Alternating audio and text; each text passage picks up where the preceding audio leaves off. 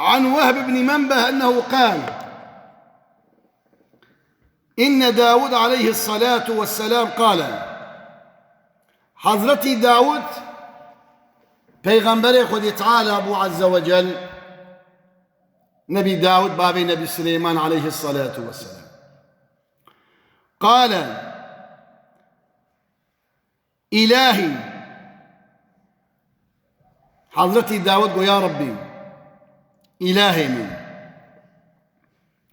ما ثواب من ضحي من أمة محمد عليه الصلاة والسلام حضرتي داود خذي تعالى سؤال دكي دبي يا ربي ده آخر زمان ده وأمتا محمد بي عليه الصلاة والسلام وقربان بقرين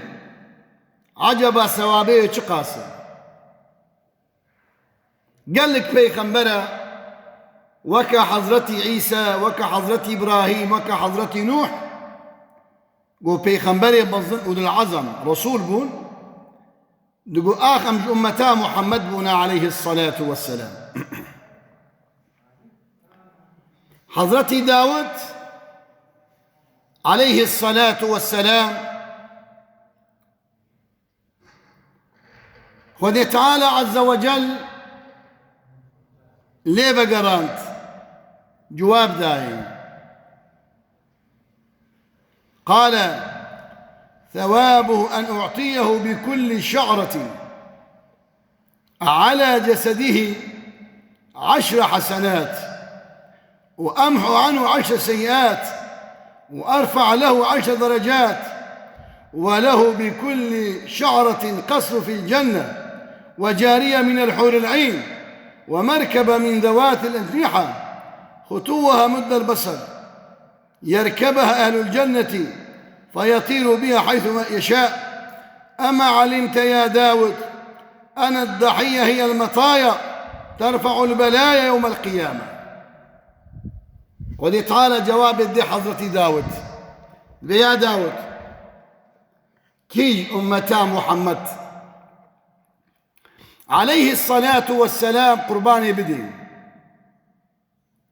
هار السري موكي البدناوي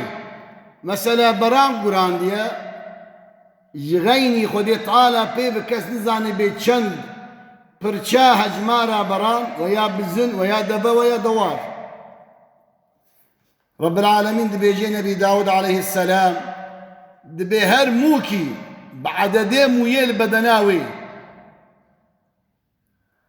دبي يا داود بكل شعرة قصر في الجنة بيتشقى برشاوي حيواني هي هر سري موكي جمويه وينازي الجنة دا قصرا بدماوانا وذي بعددي برشاوي مويه ويا زي قنهي ويعفو بكم وبعددي برشاوي حيواني أزي حور العين بدموانا وهم زوجين بحور العين هارن وأزي جوان ربك ما سواروك ويلي سوارن